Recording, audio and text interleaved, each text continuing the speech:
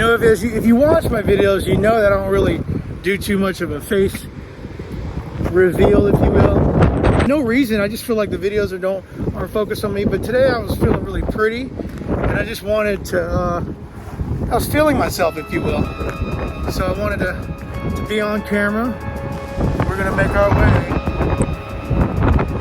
up Quick Hill Road that way. See, I'm not used to filming this way. It's a beautiful windy day. Got the wind in my hair. Yeah. So let's go that way. Let's talk about Quick Hill Road.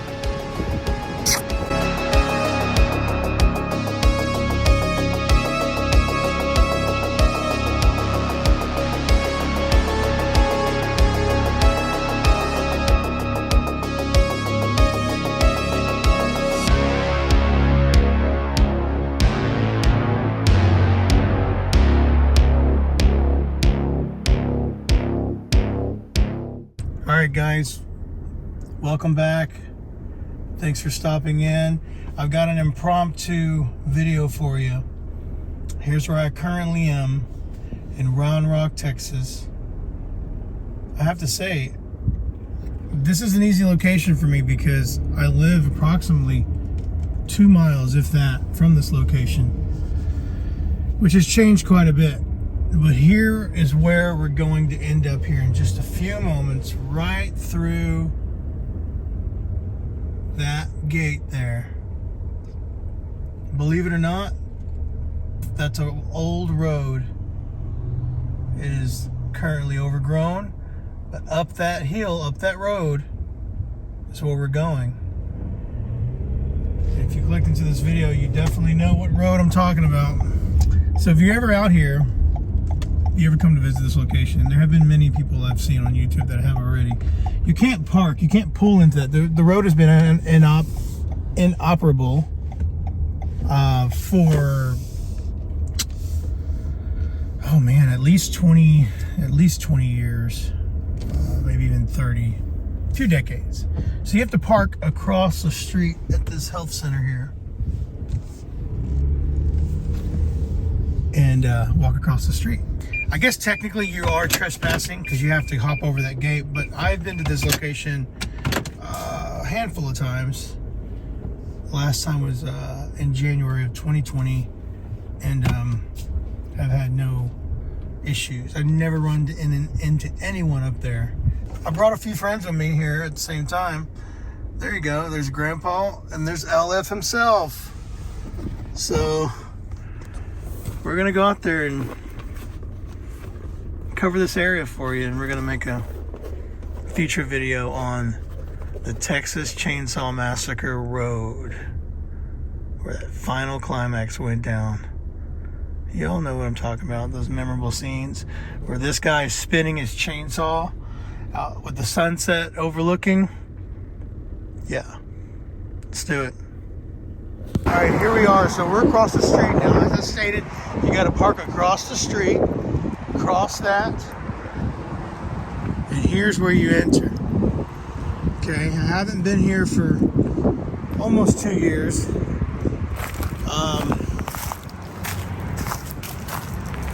It's really overgrown. This feels like this is probably the most I've seen it grown a few times I've been here, so I'm gonna be cautious of I don't know, snakes, whatever that might be on the ground. Yeah, this is the worst I've seen it, hands down. I got LF here to protect me.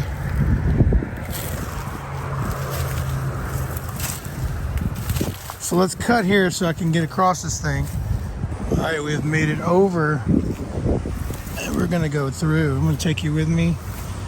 We're gonna cover this entire location. See, I remember it does open up quite a bit, pretty quickly once you get through.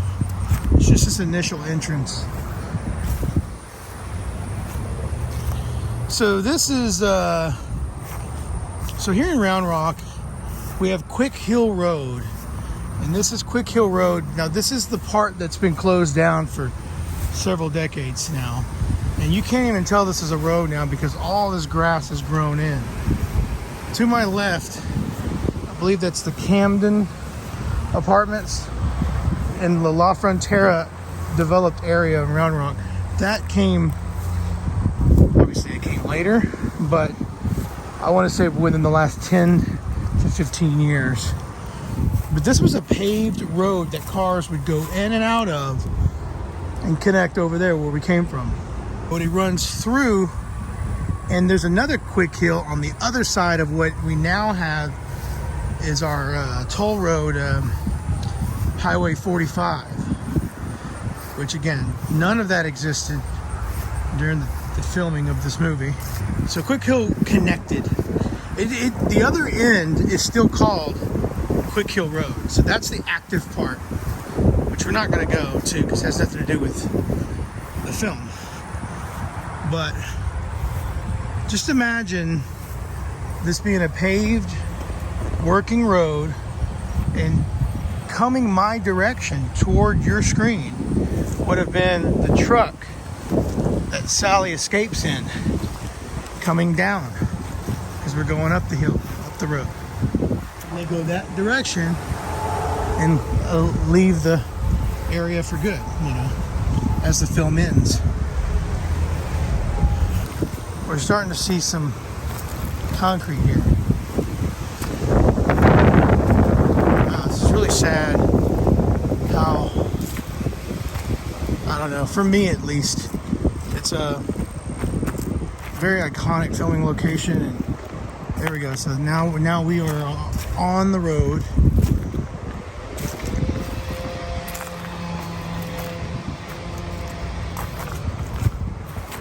Now here's a first. I knew there were cows out here, but I have never seen any until now. They're looking at me like, what the heck are you doing, dude? Take it off.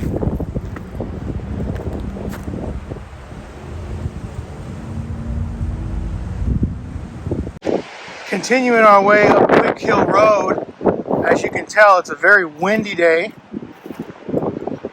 We may have some issues with the drone up in the air, but we're definitely going to try. Last time I was here, this was more road than it was growth. This is, man, I can only imagine in a couple of years where we're not going to see any more road, which is really sad. At least it is to me. Right up that hill to the left is where it all happened. Actually, we're getting close to about the spot where Sally jumps in the back of the bed of that truck for her escape. Yeah, I'd say about right here. So let's turn around and you'll get that view. There you go. Now, if you've watched any of my previous Chainsaw Massacre videos, I have covered this area in a different way. I'm trying to do a full feature video covering this location, talking about what happened, where was the house, showing you what it looked like today and comparing it to back then. But yeah, you can imagine the truck taking off that way. Put this out of your mind, didn't exist. Paved road, Sally laughing all maniacally with relief, complete relief. And who is she running from? Who is she escaping from? This guy, who is left behind watching his victim take off in the truck. And he's so, whatever you want to call it, confused, angry, disappointed, that he goes into a childlike fit with his chainsaw, and he starts just swinging it around and swirling it and twirling it, whatever you want to call that, dancing. And that's what we see right here at the end of the film. And I'm going to guess it's about right here. The reason why is because we have a clearing west. That highway you see back there wasn't there. That's 45. Wasn't there. All you would see, this growth obviously wasn't there, is a clearing and the beautiful sunset coming from the west, which is why they obviously chose to film this scene right here, facing that direction. Golden hour, you know. Right there. Leatherface. I've reenacted that scene actually. If you want to go back to the channel, you can just search by Texas Chainsaw Massacre videos. And I think it was October of 18 is when the video, when I uploaded it, 3 years ago. It's literally just a reenactment. Then and now I thought I did a pretty good job. I thought I actually fit the character pretty well in the clothes, the costume that I got. Goodwill. Check it out. But anyway, so about here, the chase is ensuing here with Leatherface, truck driver, trying to protect Sally, throws a wrench at him, and LF falls here. And when he does, he drops his chainsaw, which falls and cuts his leg. Pretty much right in this area. Now, a lot has changed. Looking straight ahead, none of that was there. Obviously, I said the highway wasn't there. So the highway wasn't there. The road actually connected past that building. Those buildings way over there are homes now on the other side of Quick Hill Road. So Quick Hill Road connected over there, and that part of Quick Hill still is functioning and active today. But all of this, not here. This would have connected all the way over there. So what you would see is a lot more of this, where now you see that. But this is where the driveway to the Sawyer home would have been. You've got the chasing scenes. So here, this would be the driveway. And you've got Sally running this direction away from the hitchhiker and Leatherface at 2 different shots, I believe. And you've got this fence here. Again, the Emerson building wasn't there. So we'll walk the path of the driveway. The house would have been situated on the other end of this lot. Again, imagine the ground I'm walking on now would have been the dirt driveway to the house. Now, if you don't already know, the house was uprooted into about 6 or 7 pieces in the year, I want to say the year 2000, 2001, around that time. And it was brought over to Kingsland, Texas, which is an hour west of here. And it stands there today, completely remodeled to look like it did in the film. And it is a restaurant. You can eat there. It's called the Grand Central Cafe. It's worth the trek if you're over here. Now, another fact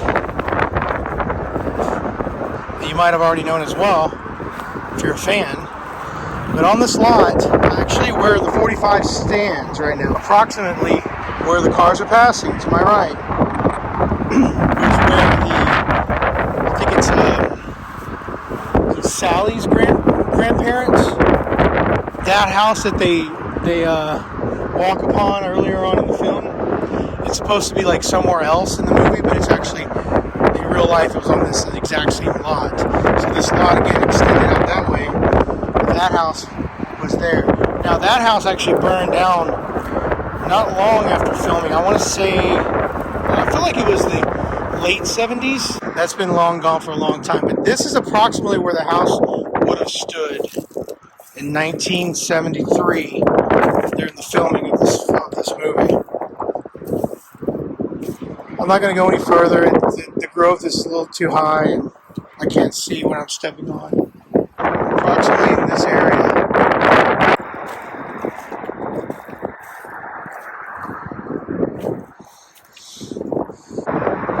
But yeah, I'm standing where the house would have been sitting. All that craziness happened. There are my friends over there from earlier, staring me down, keeping watch, making sure I keep my distance. Again, that's where the house would have stood, in that corner. We're gonna make our way back down the former driveway. I'm gonna say it was right here. Feels right. Sally would be running. She would be running this path right now, this direction. From this guy and the hitchhiker.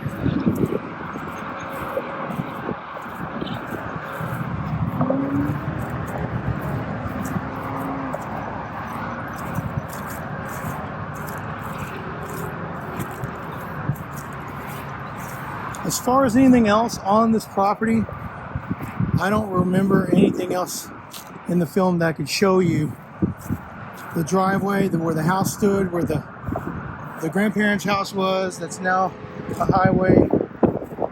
What else? Besides that, we got the road. We have the ending of our film right here. Now I'm not sure how I'm going to be putting this together, so I'm gonna throw the drone up and get some shots overhead. But if not, I'll show you some drone footage now. This is Quick Hill Road, Texas Chainsaw Massacre, Round Rock, Texas. The summer of 1973. It all happened right here. And here we are. 48 years after filming, 47 years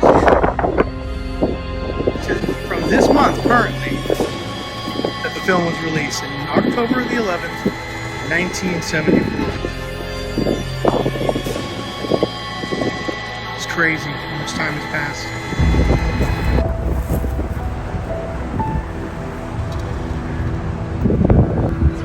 Well, that was really rough.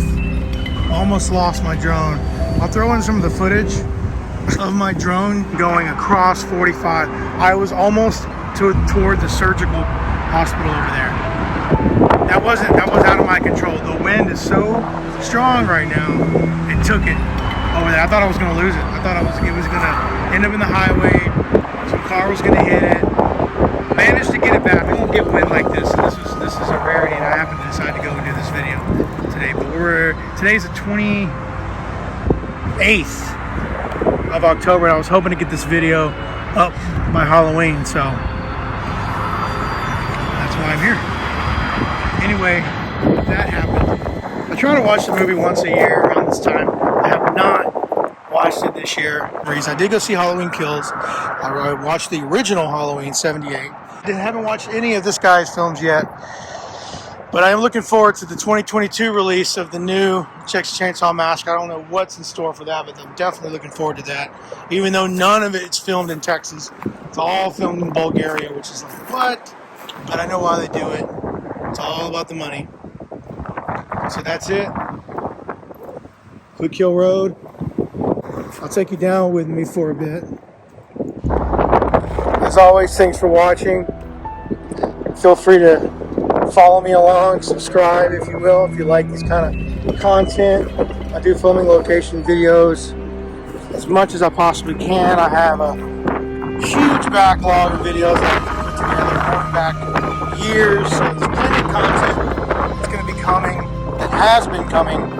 It's not going to be in any type of order.